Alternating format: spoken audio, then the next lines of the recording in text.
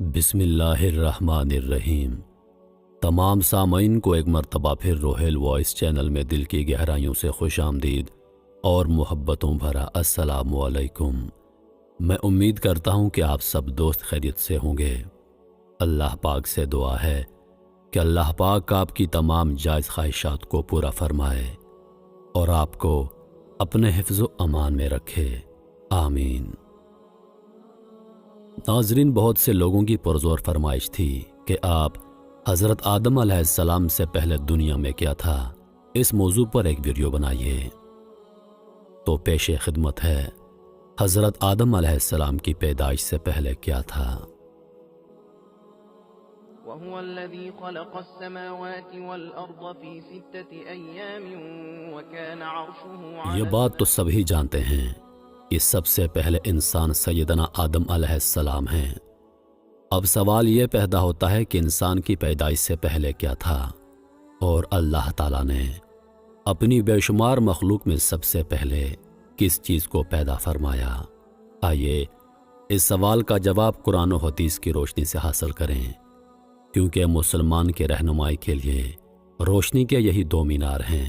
جناب رسول اللہ صلی اللہ علیہ وآلہ وسلم نے ارشاد فرمایا، میں تمہارے درمیان دو چیزیں چھوڑ رہا ہوں، جب تک تم ان کو پکڑے رہو گے، یعنی ان پر عمل کرتے رہو گے، تو تم ہرگز گمراہ نہ ہوگے۔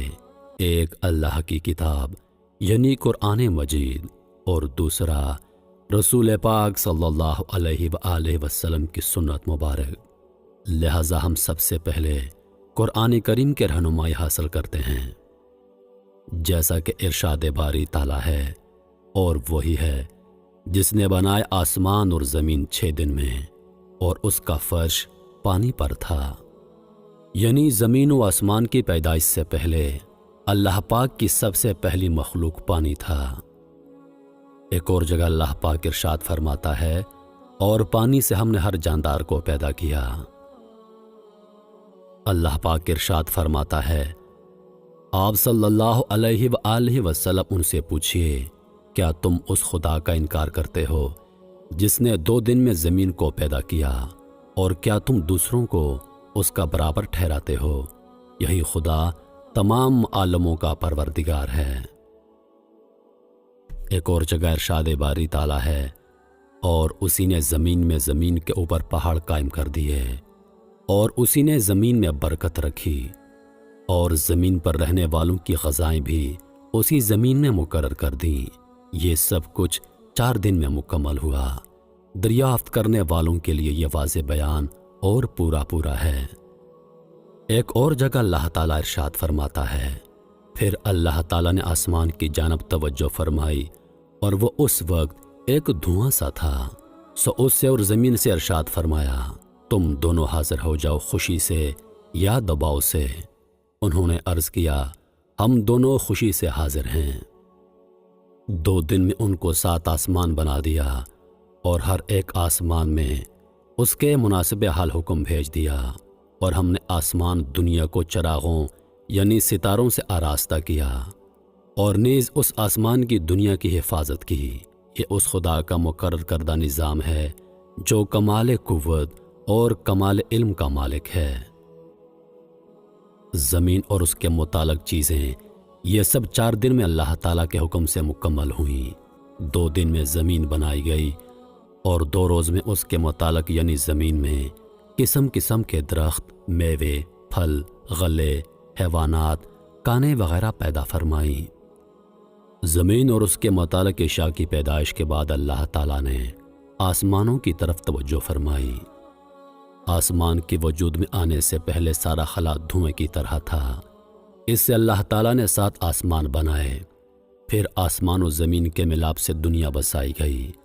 آسمان سے سورج کی شعائیں آئیں، گرمی پڑی، ہوائیں اٹھی، ان سے گرد اور بھاپ اوپر چڑھی، پھر پانی بن کر بارش برسی، جس کی بدولت زمین سے طرح طرح کی چیزیں پیدا ہو گئیں۔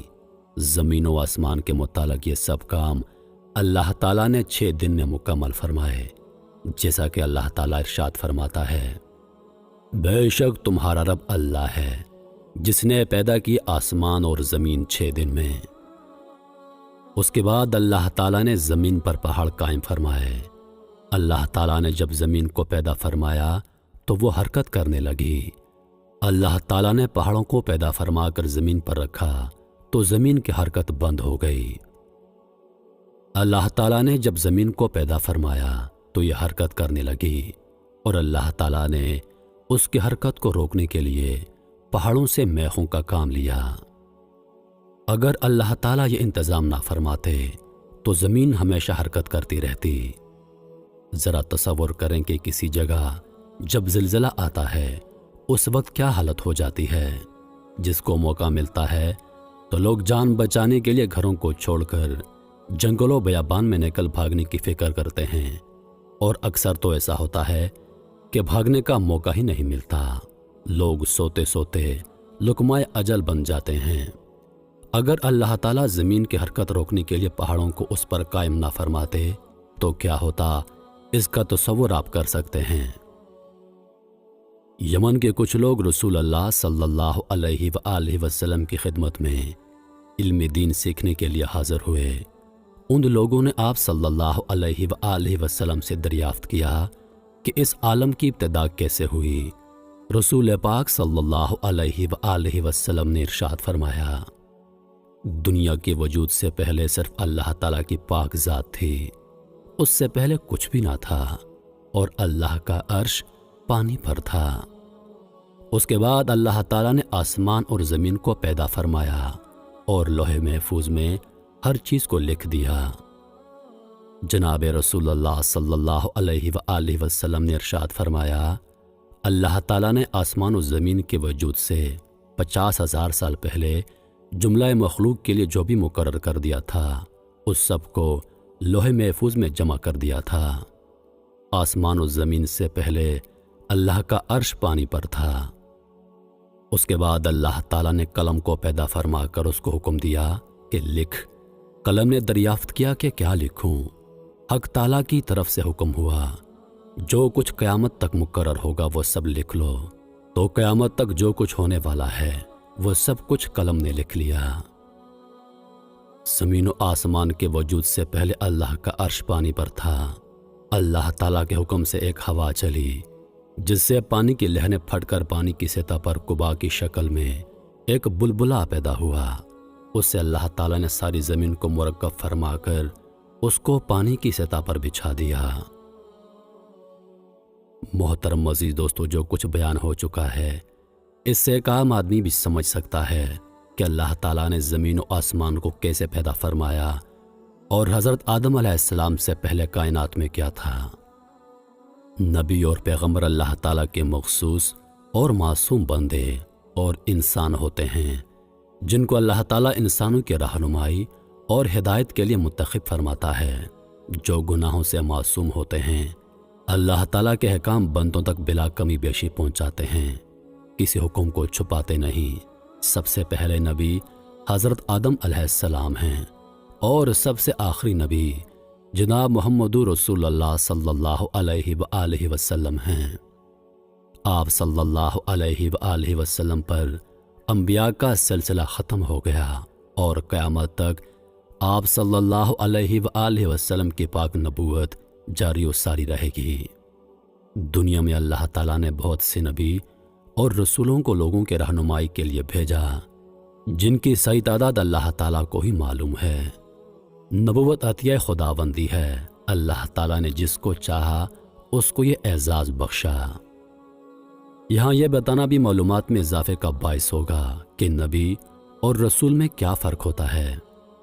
नबी और रसूल में थोड़ा सा फ़र्क है, वो ये कि रसूल उस पैगंबर को कहते हैं जिसको नई शरीयत और नई किताब दी गई हो, जैसे हुजूर नबी करीम सल्लल्लाहु अलैहि वसल्लम, हज़रत मूसा अलैहिस्सलाम, हज़रत ईसा अलैहिस्सलाम, हज़रत दाऊद अलैहिस्सलाम। और नबी हर पैगंबर को कहते हैं, खा उनको नई शरीयत और नई किताब दी गई हो या फिर ना दी गई हो। मोहतरम अज़ीज़ दोस्तों, मैं उम्मीद करता हूँ कि वीडियो आप दोस्तों को पसंद आई होगी।